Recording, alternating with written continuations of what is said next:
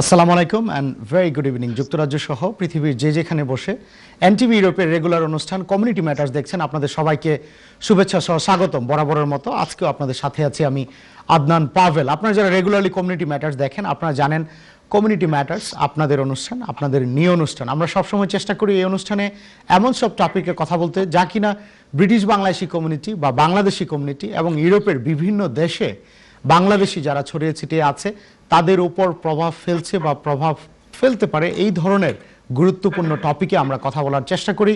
আজও তার ব্যতিক্রম নয়। আজকে আমরা কথা বলবো, আপনারা জানেন যে গত শুক্রবার, এই শুক্রবারের আগের শুক্রবার 26শে মার্চ আমরা বাংলাদেশের স্বাধীনতার আমাদের 50 বছর কিন্তু আমরা সেলিব্রেট করেছি।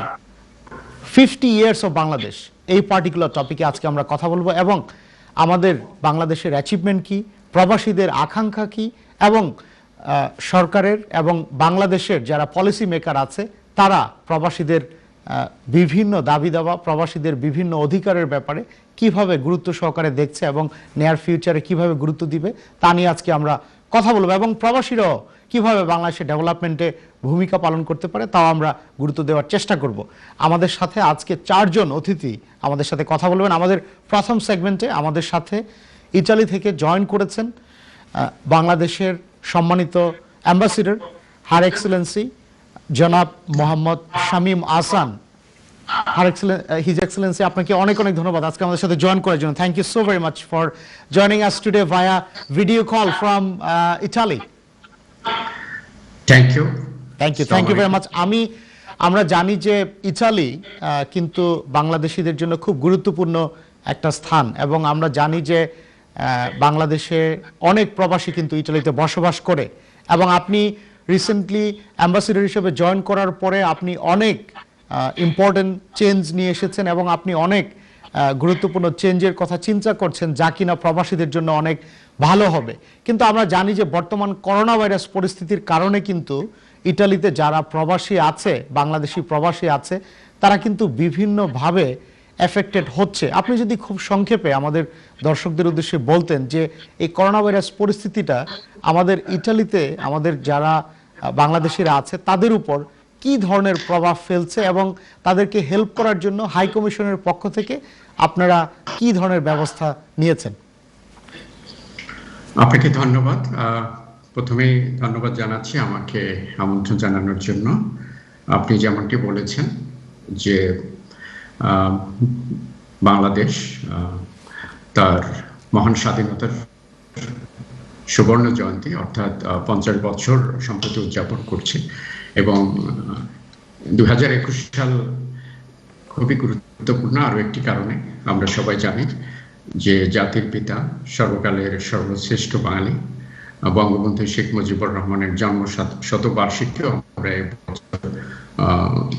উদযাপন করছি, চলমান আছে, যেটি গত বছর 17 মার্চ থেকে শুরু হয়েছে এবং এবছর 16 ডিসেম্বর পর্যন্ত চলমান থাকবে।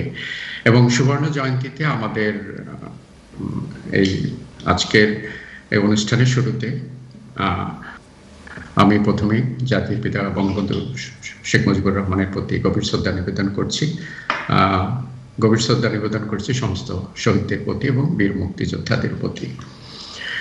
আপনি খুব একটি প্রাসঙ্গিক বিষয় উত্থাপন করেছেন। আমরা সবাই জানি যে ইতালিতে আমাদের কমিউনিটির একটি বড় কমিউনিটি আছে, এবং ইউরোপে আমরা জানি যে যুক্তরাজ্যের পরে সবচেয়ে বড় কমিউনিটি ইতালিতে।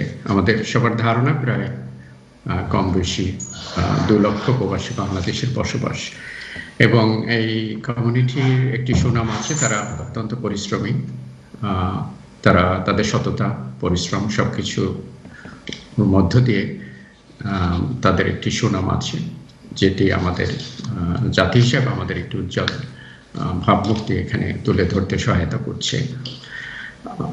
কোভিড-19 সৃষ্ট একটি কঠিন পরিস্থিতির মধ্য দিয়ে আমরা এখন সবাই এই সময়টি অতিক্রম করছি, এবং ইতালি পৃথিবীর যে কয়টি দেশ খুব বেশি ক্ষতিগ্রস্ত হয়েছে তার মধ্যে ইতালি অন্যতম, এবং এ পর্যন্ত প্রায় 1,10,000 মানুষ এখানে মৃত্যুবরণ করেছেন, যেটি এই সংখ্যার হিসাবে খুবই বড় এবং বর্তমানেও বিভিন্ন বিধিনিষেধের মধ্যে ইতালি সবাই নিয়ন্ত্রণের মধ্যে আছে এবং এক্ষেত্রে আমাদের প্রবাসীদের একটি বড় ভূমিকা আছে। যখন কোভিড-19 সংক্রমণ প্রথমে ধরা পড়ে, দূতাবাস প্রথম থেকেই প্রবাসীদেরকে এক্ষেত্রে সচেতন করার জন্য একটি বড় ভূমিকা পালন করে। ফেসবুক, ওয়েবসাইট সহ বিভিন্ন মাধ্যমে, ইভেন যারা এখানে সেবা নিতে আসেন, যারা শারীরিকভাবে উপস্থিত থাকেন, সবাইকে এই ব্যাপারে স্বাস্থ্যবিধি প্রতিপালনের বিষয়টিকে খুব গুরুত্ব দিয়ে দূতাবাস প্রচারণা চালিয়েছে এবং সেটি অনেকাংশে সফল হয়েছে এবং আমরা এই বিষয়টিকে এখনো একটি গুরুত্বপূর্ণ বিষয় হিসেবে বিবেচনা করি। আর এখানে কোভিডের কারণে একটি হয়তো বলা অপ্রাসঙ্গিক হবে না, আমাদের কাছে তথ্য আছে প্রায় ৩৫ জন বাংলাদেশি মৃত্যুবরণ করেছেন এবং সংখ্যাটি হয়তো আরো বেশি হতে পারে। আমরা জানি যে এই ভাইরাসের ব্যাপারে, এই ভাইরাস জনিত মৃত্যুর বিষয়টির সাথে এক ধরনের সংবেদনশীলতা আছে। সবাই হয়তো আসল কারণটি হয়তো বলতে চাইবেন না, সেই কারণে হয়তো সংখ্যাটি আরো বেশি হতে পারে। বাট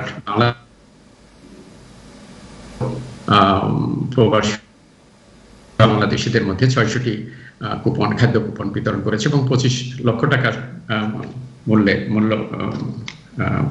সমমূল্যের এই যে কুপন, এটি ইতালির ৭টি অঞ্চলে ১৫টি দোকানের মাধ্যমে বিতরণ করা হয় এবং এটি বিশেষ করে যে সমস্ত প্রবাসী বাংলাদেশি চাকরি হারিয়েছেন অথবা ইতালি সরকারের দিক থেকে কোনো ধরনের সহায়তা পাননি, তারাই উপকৃত হয়েছেন এবং আমাদের এই এক্ষেত্রে আমরা সচেতন আছি এবং যে সমস্ত প্রবাসী বাংলাদেশি ইতালিতে বাংলাদেশে ফেরত যেতে চেয়েছে তাদেরকে প্রশাসনিক এবং বিমান ভাড়া করা সহ বিভিন্ন ক্ষেত্রে দূতাবাস সহায়তা প্রদান করেছে। জি, এবং জি, আপনার অবভিয়াসলি আপনি বাংলাদেশ সরকারের পক্ষ থেকে যারা ইতালিতে প্রবাসী আছে তাদেরকে বিভিন্নভাবে সাহায্য করার জন্য আপনি বেশ কিছু পদক্ষেপের কথা উল্লেখ করেছেন, পার্টিকুলারলি যারা ইতালি সরকার থেকে সাহায্য পায়নি।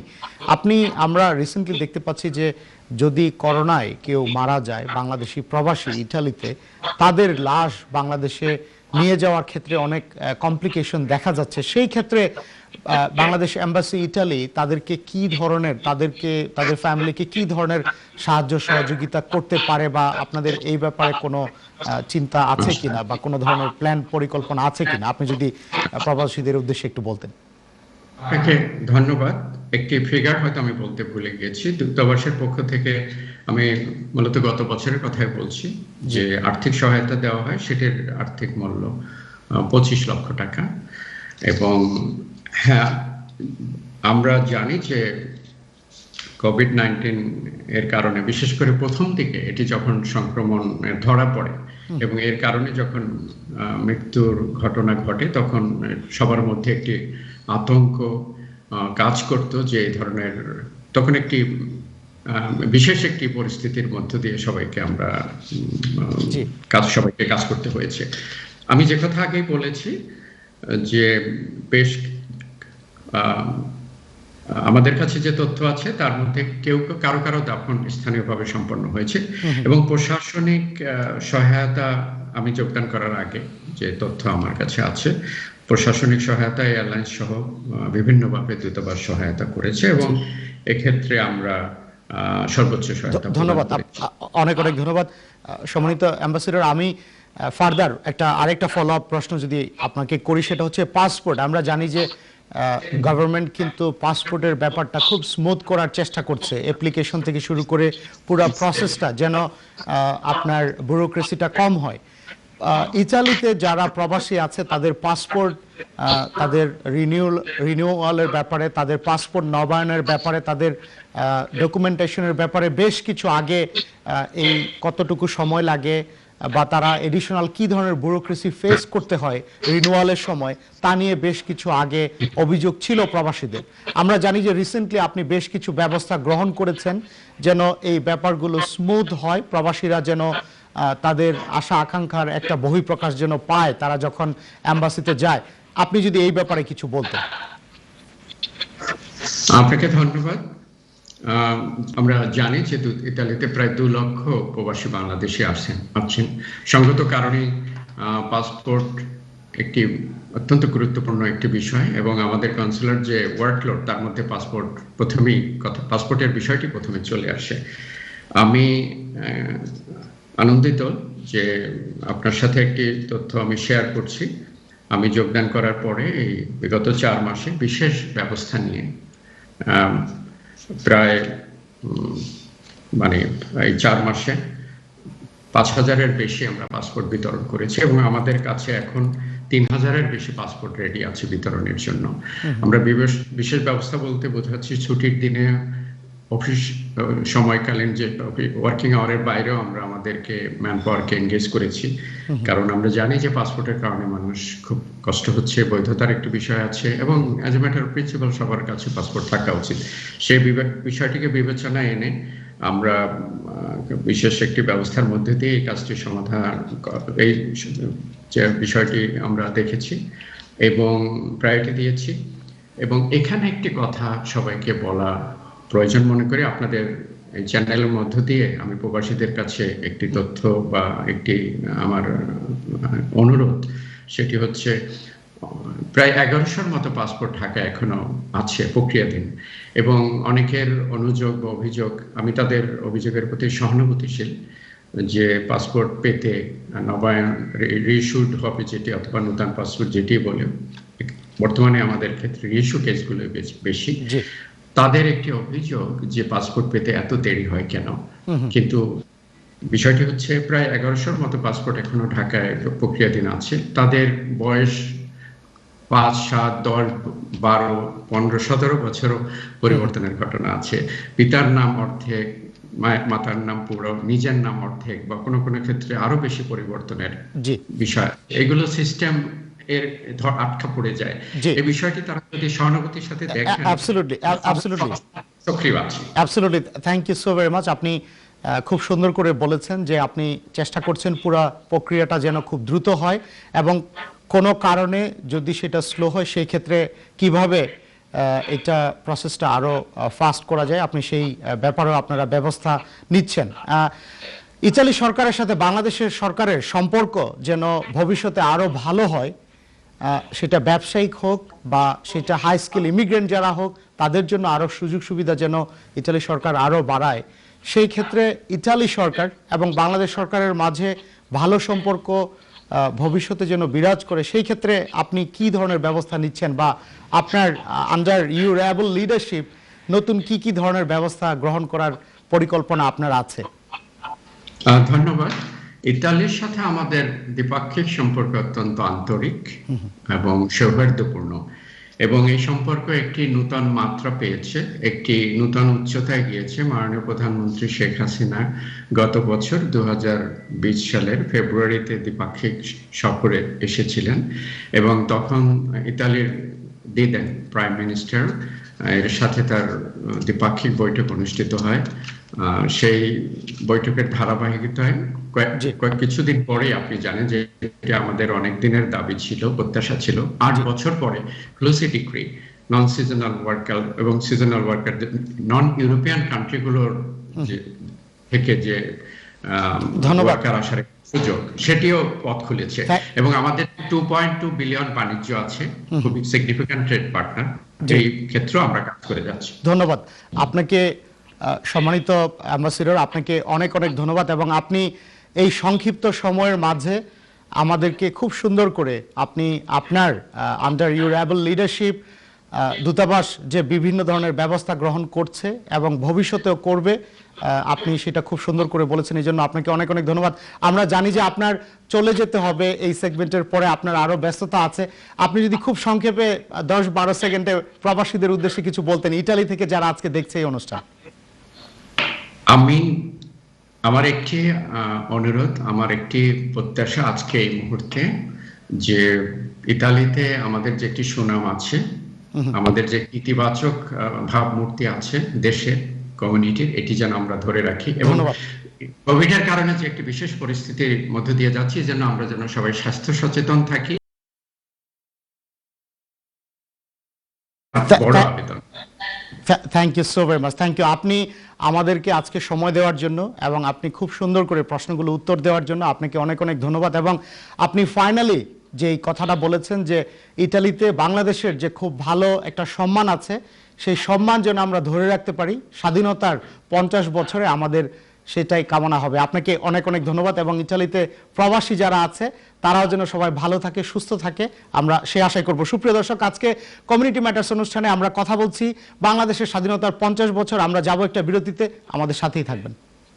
সুপ্রিয় দর্শক, বিরতির পর আপনাদের সবাইকে আবারও আমন্ত্রণ কমিউনিটি ম্যাটার্স অনুষ্ঠানে। আজকে আমরা কথা বলছি বাংলাদেশের স্বাধীনতার 50 বছর এই পার্টিকুলার টপিকে। এবং এই পার্টিকুলার টপিকে কথা বলার জন্য আমাদের সাথে এনটিভি ইউরোপের লন্ডন স্টুডিওতে ভিডিও কলের মাধ্যমে এই পর্যায়ে 3 জন গেস্ট আমাদের সাথে জয়েন করেছেন। আগের সেগমেন্টে আমাদের সাথে ইতালি থেকে বাংলাদেশের সম্মানিত হাই কমিশনার জনাব মোহাম্মদ শামীম আহসান সাহেব আমাদের সাথে কথা বলছিল। উনি বলছিল ইতালিতে প্রবাসীরা যারা আছে তারা কেমন আছে, বাংলাদেশের স্বাধীনতার 50 বছরে ইতালির সাথে বাংলাদেশের সম্পর্ক যেন আরও সুদৃঢ় হয়, সেই ব্যাপারে হাই কমিশন নিরলস পরিশ্রম করে যাচ্ছে। এবং প্রবাসী যারা আছে ইতালিতে তাদের যে বিভিন্ন দাবি দাবা আছে, সেটা পাসপোর্ট রিনিউয়াল থেকে শুরু করে আরও বিভিন্ন ব্যাপারে, সেই ক্ষেত্রে হাই কমিশনের অ্যাম্বাসির সার্ভিসটা যেন আরও স্মুথ হয়, সেই ব্যাপারেও কিন্তু হাই কমিশন নিরলস কাজ করে যাচ্ছে। এবং উনি বলছিল বারে বারে যে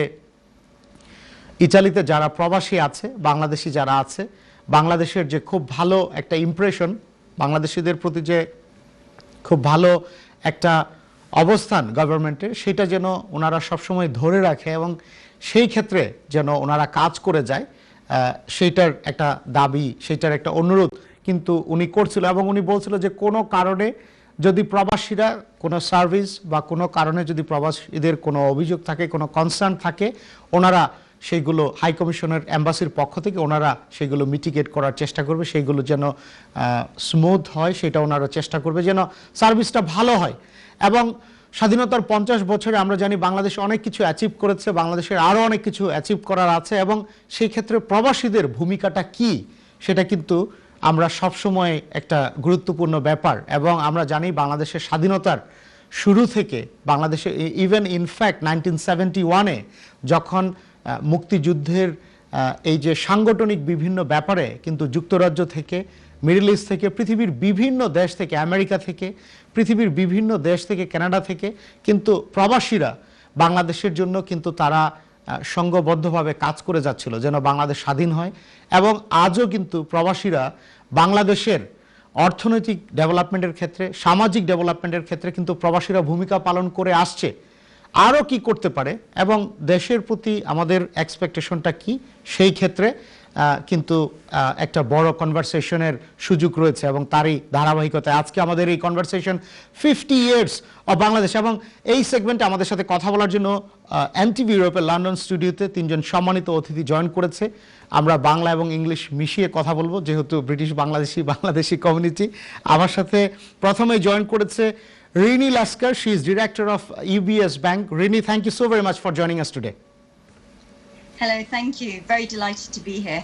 Thank you very much. আমার সাথে আরও জয়েন করেছে জনাব আতিক চৌধুরী। উনি he is a very well known businessman both in Bangladesh and also in the UK. জনাব আতিক ইসলাম চৌধুরী, আপনাকে অনেক অনেক ধন্যবাদ আজকে আমাদের সাথে জয়েন করার জন্য। আসসালামু আলাইকুম। Thank you. Thank you very much. Thank you for joining us today. আমাদের সাথে আরও জয়েন করেছে দৃষ্টি Mehek Alam. She is Vice President of Queen Mary Bangladeshi Society. Drishti, thank you so very much for joining us today. Hello, thank you for inviting me today. Thank you. আমি প্রথমে চলে যাব জনাব আতিক চৌধুরীর কাছে। জনাব Atik Chowdhury, to your view, what are the most important achievement of Bangladesh since 1971, since its independence? এবং do feel free to speak in both Bangla এবং ইংলিশ বাংলা দুটো মিলে কথা বলতে। এবং আপনি you are most welcome to speak in Dhaka Bangla and Sylheti Bangla as well, so that we can reach out to everyone, so that we can cherish and celebrate this special moment for our country. Mr. Atik Chaudhuri. Yeah, if we look at Bangladesh in 1971 and we're in the year of 2021, I think the greatest achievement that we can say is that we have a growth in Bangladesh, which is a GDP of 8.2%.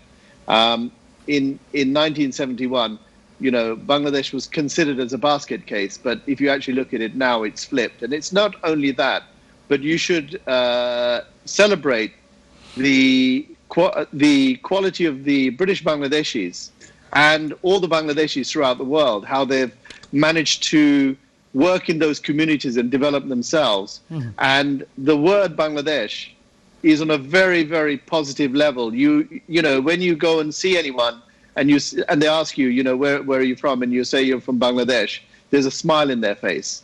And I used to remember as a kid when I grew up, it was like, you know, Bangladesh, oh, is that country that's always flooded and has got famine? So I think the positivity of Bangladesh has been created by all the people of Bangladesh and all the Bangladeshi people who are outside Bangladesh as well. Thank you very much. Rini, if I ask you the same question, Mr. Atiq Choudhury has highlighted the optimism, the positivity, the good image of Bangladesh all across the world, and he has highlighted GDP, economic development as well, and he also mentioned that how the Bangladeshi community has flourished all across the world. To your view, if I ask you the same question, to your view, what are the biggest achievements of Bangladesh since its independence, to your view as a British Bangladeshi? Well, I agree with all of the comments from Mr. Atiq, but I also think, you know, if I had to narrow it down to one of the most single biggest achievements that has come out of Bangladesh since independence, it's probably the microfinancing initiative that Muhammad Yunus has introduced, and that's been exported to many global nations across the world. It reminds me a little bit about, you know, some of the work that I do at UBS. Although I have a day job in finance and technology, I'm also the head of our Black Asian Minority Ethnic Network. Now, one of the reasons why I joined this network was because I really wanted to invest my time in something that would actually make a difference and introduce real change. And I feel that Bangladesh and the whole microfinancing and what Grameen Bank has done to help, you know, the real people on the ground, you know, in the villages, you know, in the coastal areas, I think it's made such a significant difference, not just to our country, but something that's been taken global. So for me, I think that's probably the single biggest achievement for Bangladesh since independence. Thank you. Thank you very much. Thank you. Drishti, if I ask you the same question, you being a young British Bangladeshi, to your view, what are the most significant and biggest achievement of Bangladesh since its independence? We both guests, they have spoken about the economic development aspect. They have spoken about the good PR, good image of Bangladesh all across the world. But to your view, what are the other significant achievements of Bangladesh since its independence, 1971? I think to understand what Bangladesh has achieved since independence, I think we need to look at what the country was like at the time. And I think for my generation, 1971, we weren't born at the time. So we think about how Bangladesh is right now, and we can see how listening to our parents and listening to their stories of how they grew up in Bangladesh and looking at how it's changed, how it's had the economic development, how everything about Bangladesh, like for example, Bangladesh being the 8th most populous country in the world. And we know that there's a very youthful population, so being able to look at what the youth is like in Bangladesh. And one of the achievements I'd say of Bangladesh is the culture that has been portrayed across the world. So for example, now we're at university, I'm part of the Bangladeshi Society, I'm the vice president there. Seeing people and seeing their willingness to understand more about the culture, I think that in itself is quite a social achievement for Bangladesh, and wanting to get involved with the culture of Bangladesh. Absolutely, absolutely. Thank you very much. Drishti, we'll come back to you about this particular dimension of young British Bangladeshi getting involved with Bangladesh. Most importantly, the extracurricular or cultural aspect of Bangladesh, celebrating the important days, celebrating the history, cherishing the sacrifices that people, those who have made before now. Mr. Atiq Choudhury, if I come back to you, you as a businessman, you have been traveling to both Bangladesh and many other countries for business for business reason, for being one of the ambassador for many business venture, many business initiative. To your view, do you think Bangladesh has the positive, the government, the policymakers in Bangladesh, they have the positive mindset to appreciate, value the contribution of British Bangladeshi businessmen if they want to invest in Bangladesh? Do you think the atmosphere, the vibe there is very positive for the business community? What do you make of it?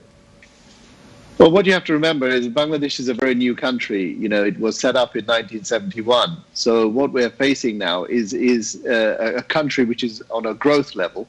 I think there's been a lot of positive moves made in Bangladesh to welcome foreign companies into Bangladesh. And even during the lockdown, Bangladesh has been very, very busy. You will find that a lot of Chinese businesses, a lot of businesses from other countries have gone into Bangladesh. And it's not only that, but non-resident Bangladeshis, people who are from America, from the UK and other countries have actually gone into Bangladesh.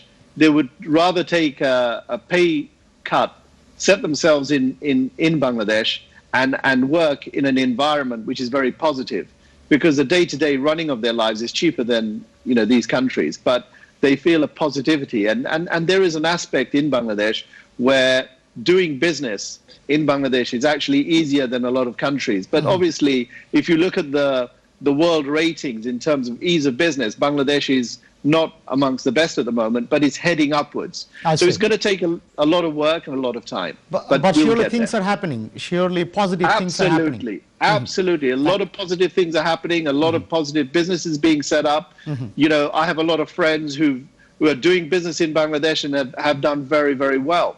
So it's very positive. Thank you. Thank you very much. Rini, if I come back to you, in regards to economic development is on one hand, and then social safety, social security is on another aspect, which is very, very important, which we won't be able to ignore if we want to develop as a nation. To your view as a British Bangladeshi, do you think Bangladesh is doing well in terms of providing social security, social safety to poorer community? You spoke about microfinance. What do you make of it? Well, to be honest, as a British Bangladeshi, I actually don't know too much about the social support system in Bangladesh. I'm aware of the microfinancing initiative because it's just gone global, and Muhammad Yunus won a Nobel Prize for it. And I'm also aware that the recipients of this microfinancing initiative are, over 90% are women.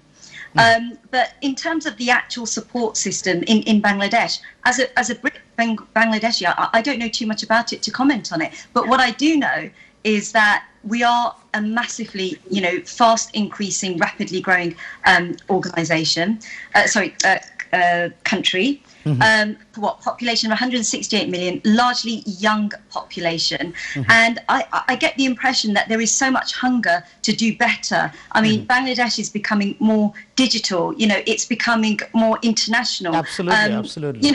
50 years ago in the UK, you might come across one or two Bangladeshis, but now there's a Bangladeshi or a small Bangladeshi community in nearly every town in the UK, mainly because we run and operate a lot of the restaurants there. But I do think that, given the young population in Bangladesh, there is, there are challenges there in addressing that cohort, that population.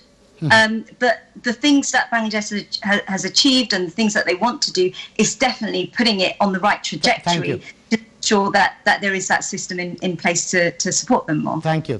Thank you very much. We know that it would take time to bring all the changes, but surely it is good to know from your own experiences that the positive changes are happening.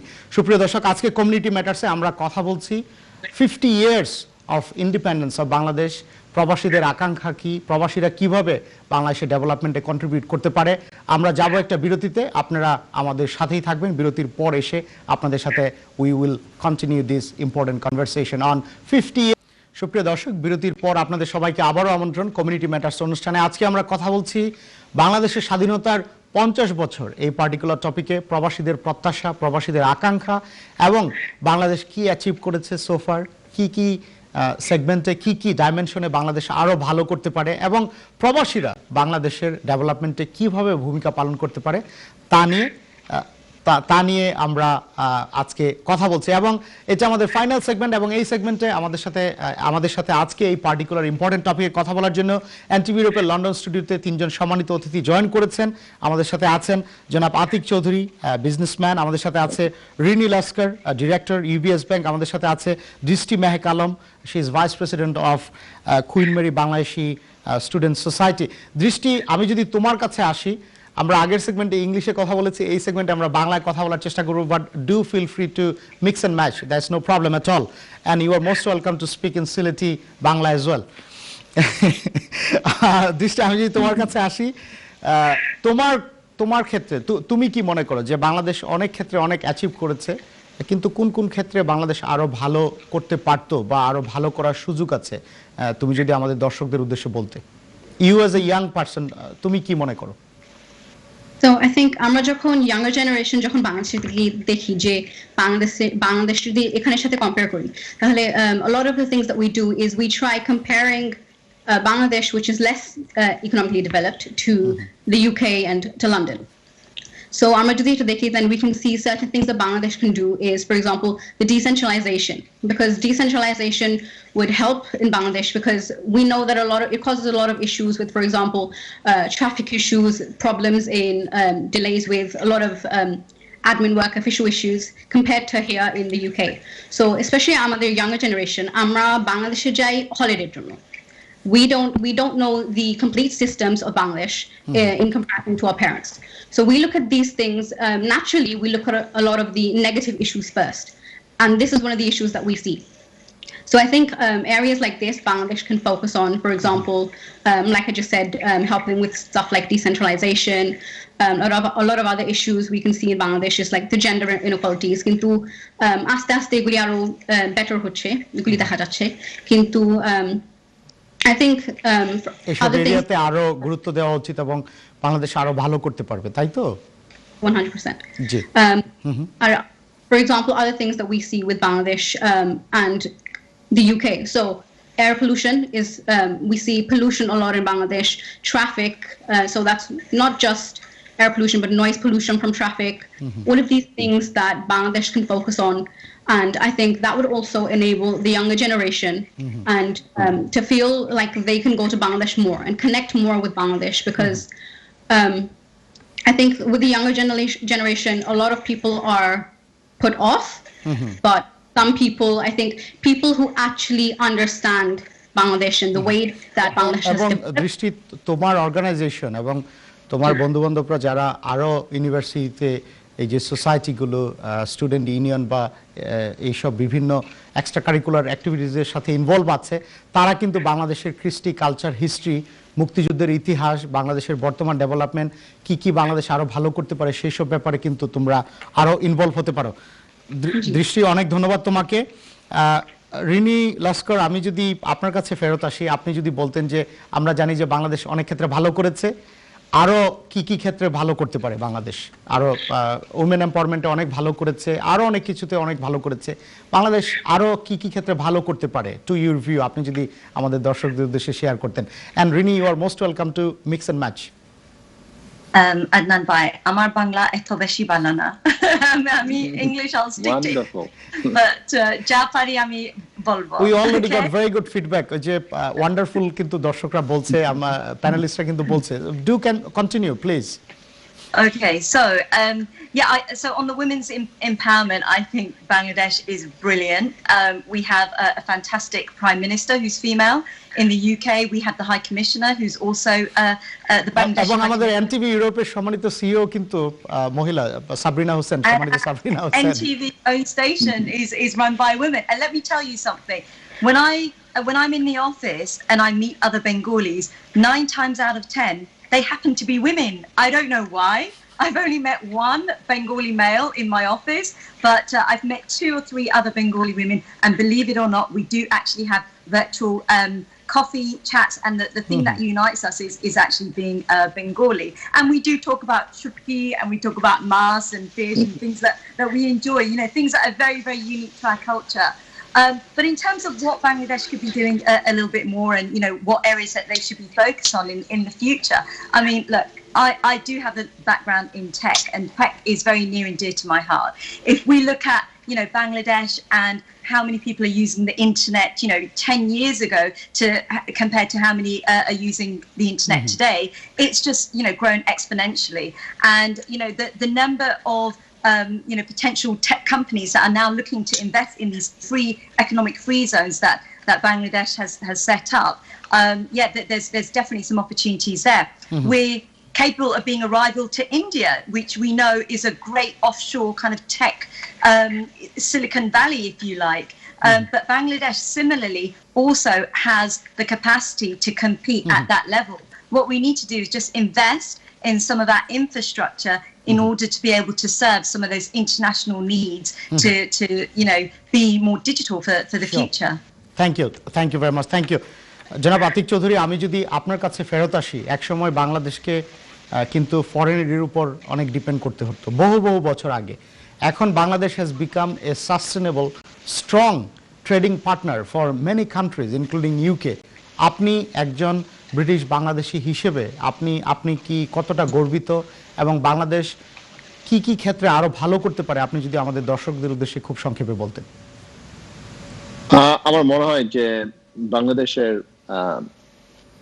strengths that they need to really focus on, the weaknesses that they have, is the ease of business in Bangladesh, inviting foreign companies to go in, with the movement of funds going in and out is essential, because for any international investor or very large companies going into Bangladesh, they want to know that they can invest in Bangladesh and take their profits out on the other side. And I think that is an issue, and it's sort of holding back Bangladesh. And I think there are moves to actually ease that position, and not only foreign companies but companies in Bangladesh who've outgrown their market. They want to hit the international market, and there are growth companies that have actually swallowed all the market there. They want to move elsewhere. So easing their position of being able to take funds out and moving it in countries is essential for the growth of Bangladesh, because they are a Bangladeshi company. ধন্যবাদ।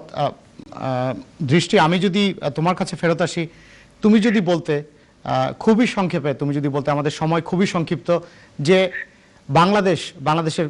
বাংলাদেশের government এবং বাংলাদেশ কি করতে পারে তোমার মতো young যারা আছে, ইয়াং ব্রিটিশ বাংলাদেশি, তাদেরকে কানেক্ট করার জন্য খুবই সংক্ষেপে। I think the Bangladeshi government can create connections within I think the younger generation in Bangladesh and the younger generation here in the UK to enable everyone to understand one another and the differences that we have within our lives, because the lives that we live here in the UK as British Bangladeshis is very different to the younger generation in Bangladesh. So I think creating that connection between people would help to understand, I think, the Bengali society. Thank you very much. Rini, if I ask you the same question, what the government or the policymakers can do to connect more British Bangladeshi like you for the development of Bangladesh? Look, in the UK, we've got a number of Bangladeshi groups. I'm a board member of Brit Bangla. There is, the Bangladesh Catering Association. There is, even the Bangladesh Conservative Association. There are all these existing networks and communities that the government can link into. Also, us Bangladeshis, we're all over social media in the UK. We have to think, this is the way to connect with young people today. So there's a number of ways, a number of channels that the Bangladeshi government can connect. Thank you very much. Atik Chaudhuri, আপনি যদি বলতেন খুবই সংক্ষেপে, in 20 seconds, please. জনাব আতিক চৌধুরী। ওকে, সুপ্রিয় দর্শক, আজকে আমরা কমিউনিটি ম্যাটার্স অনুষ্ঠানে কথা বলছিলাম বাংলাদেশের স্বাধীনতার 50 বছর, 50 ইয়ার্স অফ বাংলাদেশ, প্রবাসীদের আকাঙ্ক্ষা, বাংলাদেশ কি অ্যাচিভ করেছে এবং বাংলাদেশের ডেভেলপমেন্টে প্রবাসীরা কিভাবে ভূমিকা পালন করতে পারে। আতিক চৌধুরী, আপনি যদি ইন 10 সেকেন্ড বলেন যে প্রবাসীরা কিভাবে বাংলাদেশের ডেভেলপমেন্টে কানেক্ট হতে পারে। জি। I think the focus on the Bangladeshi government should be to reach out to the younger generation. Thank you very much. আবারও দেখা হবে কমিউনিটি ম্যাটার্সে। আপনারা সেই পর্যন্ত সুস্থ থাকুন, ভালো থাকুন। বাংলাদেশের ডেভেলপমেন্টের ক্ষেত্রে প্রবাসীরা যেন আরো ভূমিকা পালন করে, আমরা সেই আশাই করব। সবাইকে অনেক ধন্যবাদ। Thank you and take care.